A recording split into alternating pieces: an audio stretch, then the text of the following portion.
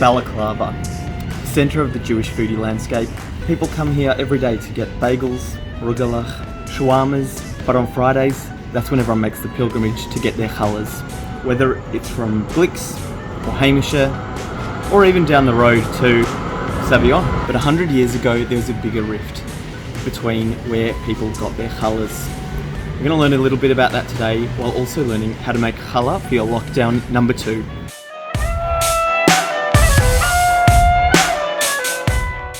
We're back in the kitchen and we're going to be making a couple of challahs today. So we're going to have 2 loaves. We're going to need 1/3 cup vegetable oil, 5 to 6 cups of some plain flour or bread flour, 1/3 cup lukewarm water, and also a cup of boiling water, which we've got over there boiling in the kettle, 2/3 cup of sugar, and we've also got a little bit extra sugar which we're going to use in a tick, 2 packets of active dry yeast, which equals to about 4.5 teaspoons of yeast, and 1.5 teaspoons of the salt.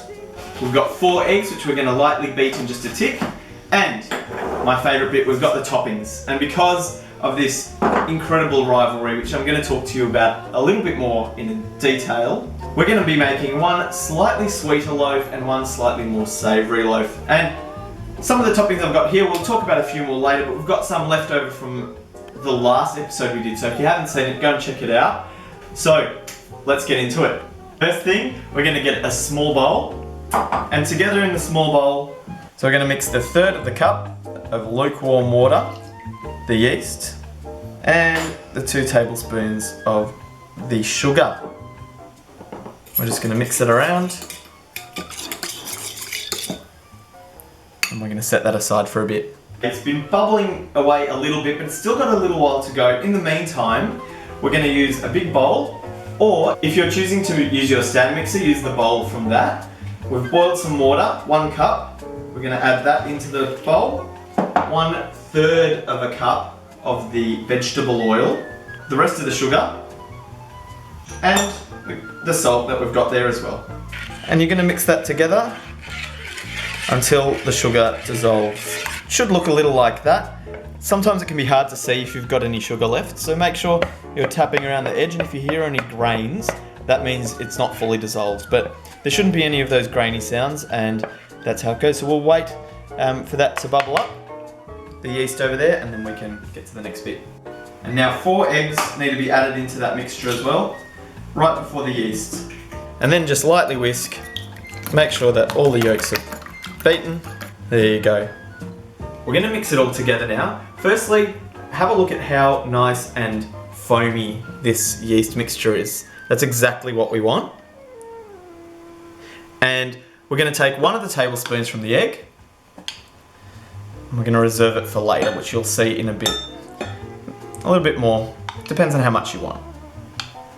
But that's going to be reserved to the very end. So you might want to put that in the fridge as well. And now we're going to add it all together. So add in the eggs first, give it a mix, and then add in the yeast mixture. Now we're going to start adding the flour in. We're going to do that 1 cup at a time. And start off, we're going to mix with our fork and get it nice and mixed in. That's the second. Number 3. Still using a fork while it's nice and runny. Don't worry too much about the lumps just yet, but try and get it mixed in as well as you can. Number 4. And as it starts to get thicker, that's when we're going to start using our hands. But for now we can keep using the fork. Number 5. It's quite thick at the moment. We might need to start using our hands. It'll be a nice shaggy dough for the time being, but you don't want it to be too sticky because we're going to be kneading it in a little bit. And don't be afraid of using a little bit more flour if you need to. I've added in another 1/2 cup, just so it doesn't go too dry straight away. Just went by 1/2 cup after that 5th one. Great, so there we go. We've added another 1/2-ish cup, maybe a little bit more, and it's really a bit more well formed. Okay, make sure you're getting into those sticky bits and getting the flour off it, and mixing it in. And once that's done, we're gonna put it out onto our workbench. Before you do that, make sure you put a little bit of flour down first so it doesn't get too sticky and stick to the bottom. I've turned it on and now we're going to start kneading, okay? Shouldn't be too sticky that it's sticking to your hands now. And if you're using a stand mixer, about 7 minutes is what you're going to need. Make sure it's pulling off the sides. As for us, who are kneading by hand, we're going to go for 12 minutes. And don't be afraid if it's getting sticky to put a bit more, like it is for me now, a bit more flour down so it's not getting too sticky. And make sure you go that full 12 minutes, okay? I'm going to talk a little bit more about the rivalry between two players in the Jewish Union life in Poland a bit over 100 years ago. It's no Glix and Aviv Savion today. It was a bit bigger back then. And it's between our beloved Bakers Union Chaverim, the Bund-owned bakers, Bund-controlled Bakers Union back in Poland, and the General Food Workers Union as well. Now, they've always been enemies, or rivals at least, because the Food Workers Union, they formed quite a bit later. The Bakers Union has had a long history, as we know from last episode, has had a long history of working in solidarity with their unemployed Chaverim and for other workers. And that was all the way back to Tsarist times. The pastry bakers weren't allowed to join that union, so they joined the General Food Workers Union instead. So as you can tell, there's probably already a little bit of rivalry starting there, just for the fact that they weren't allowed to join the union with the other bakers. One of the biggest reasons they had that rivalry is because of the baking of challah. And challah obviously being the bread that we eat on Shabbos. And the fight was that the Bakers Union thought, you know, it's a bread, so it's our right, we're the ones who need to make it. The pastry workers in the General Food Workers Union, however, and may I add, although it wasn't controlled by the Bund, that General Workers Union, there was organisation of the workers by Bundists, and there were plenty of Bundists within that workers' union. It didn't just have pastry makers, but it did have others in the union, such as the confectionery workers and the liquor packing workers, and a few others as well. But the pastry workers, they said, look, it's a sweet bread, and it's not like every other bread, and so we deserve to be the ones who make it. And so it started this stoush, and it pretty much grew in intensity in the lead up to World War I. And especially around World Wars, we know that it was difficult to get a hold of things, and especially things like sugar, which the Food Workers Union needed a lot. Food workers also were a little bit poorer and really needed something like challah, which was bought by many Jewish families as a commodity to sell to make their money. But obviously, as I explained last video as well, the bakers from the Bakers Union also needed money because their main source of income was from matzah, which was also a bread which was related to Jewish life, which everyone would buy. So they would be arguing about who had the right to make the challah for the cities, for the towns. So that's why we're going to be making one dough each to celebrate them both.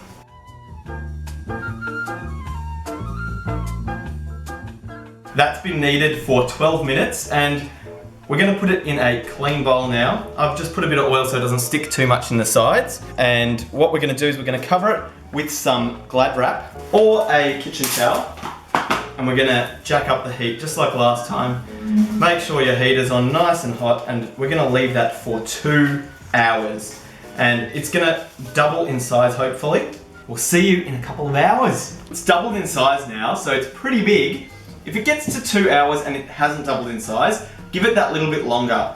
Even, you know, another hour or two, just depending on how warm it is. We really cranked up the heating here to make sure that it would look this big. Make sure you get the Glad wrap off. Okay, and what you're going to do now, it's pretty fun. You're just going to punch the air out of it. And you'll see it reduces in size pretty quickly. And then, what you're going to do, just take it out of the bowl. Might need a little bit of help. And we're going to knead it for a bit. Just knead it out. Make sure you got a lot of flour on the surface again like we did last time. And that's just so it doesn't stick. Just lightly knead it for a bit. You'll feel it's a lot fluffier beautiful. Just a little bit, doesn't need to be too much. We're going to split it into 12 pieces now, and I'll explain why 12 in just a tick.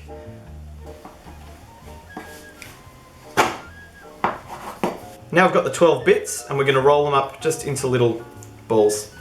Now we're going to take each ball, we're going to roll it out on this floured surface to about 20 centimetres, maybe a little bit more. It wasn't always the bakers who were making the challahs. In rural areas and in small towns, and especially before World War I, women would bake challahs in their own ovens and make them in their house. Others would carry them to the baker after they made their loaves, who would bake them in their oven. This was especially done in summer when it was too hot to bake at home, or if they didn't have the appropriate oven. So we've got 6 rolls here. We're going to do it the 2 batches, and we're going to be making a 6 braided challah. Get all the tops and pinch them all together down the end. Then you're going to take this one, the one furthest on the right, or right to you, when you're facing it like I am, and then you're going to take the one on the left and bring it all the way across. Then you take this one and bring it into the middle of the 4. Then you take the furthest one on the right now, back across. Then the one that's on the right hand side, back over. Now you're bringing this one all the way across, and then this one down into the middle again. Now the outside one goes to there, and again the one that was outside before it goes into the middle.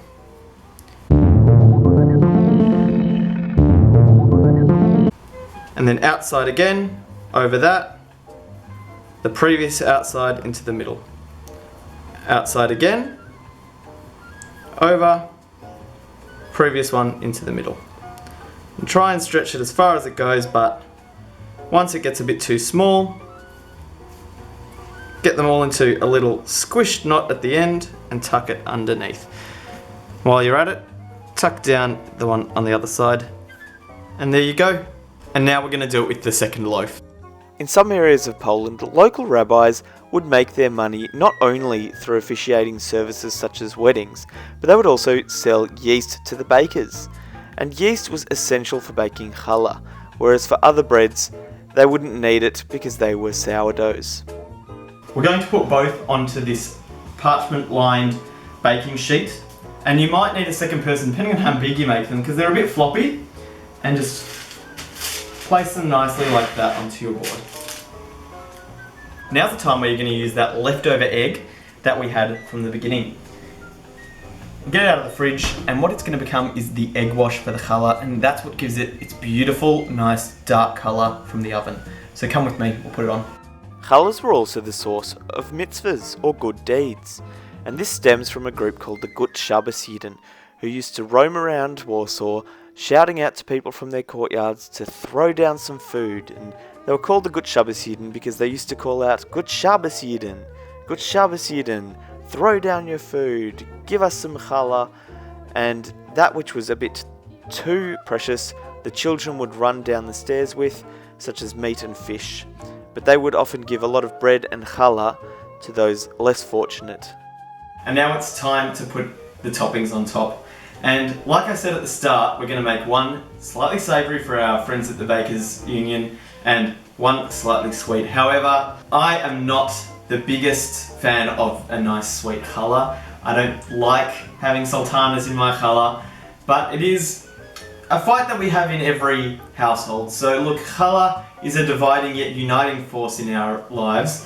Whether it's that you like glicks, whether it's like that you like savion, whether it's that you like sweet or savoury challah, or maybe you're the pastry workers, or maybe you're the Bakers Union, and you just can't find common ground until you bite into the delicious challah. So let's do one. We're going to do it with some white sesame seed, an old classic.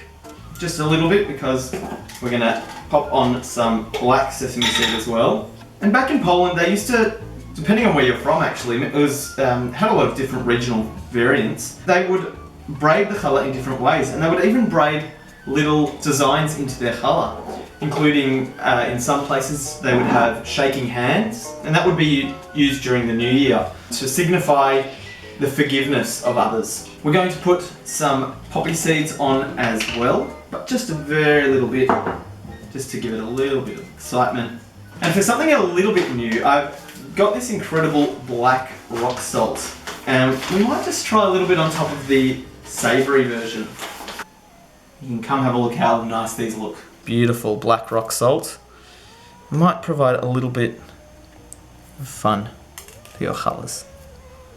Now for the sweet. And because I don't like sultanas on my sweet ones, I've gone with a few pepitas. And of course with the big ones, it's a bit harder to find a good spot for them. So just evenly place if needed. We've got some cinnamon sugar that we're just lightly dusting. And I love a bit of cardamom, so that's what we're going to add on the very last bit, even less than the cinnamon sugar.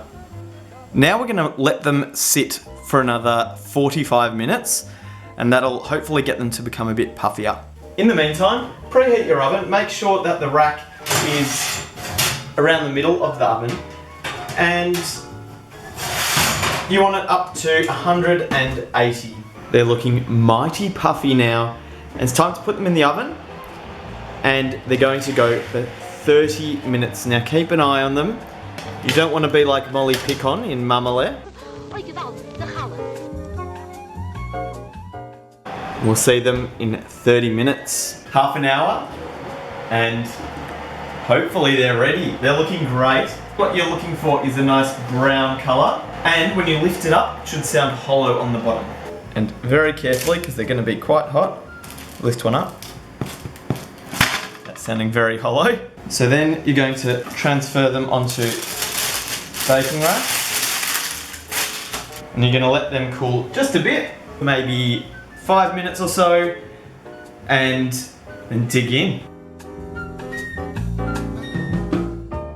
Okay, they've cooled down, and they probably could have gone a little bit less long in the oven, so they weren't as dark on the outside, but you know, they're still probably going to be great on the inside. So let's have a look now. First, the sweet one. How's that?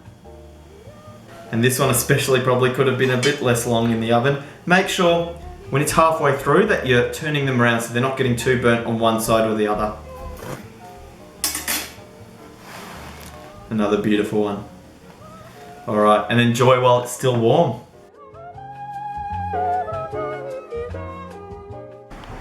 Good Shabbos Yidin, good Shabbos Yidin, Vavarot Bashtikl Challah. Alright, see you next time. Chaver Daniel.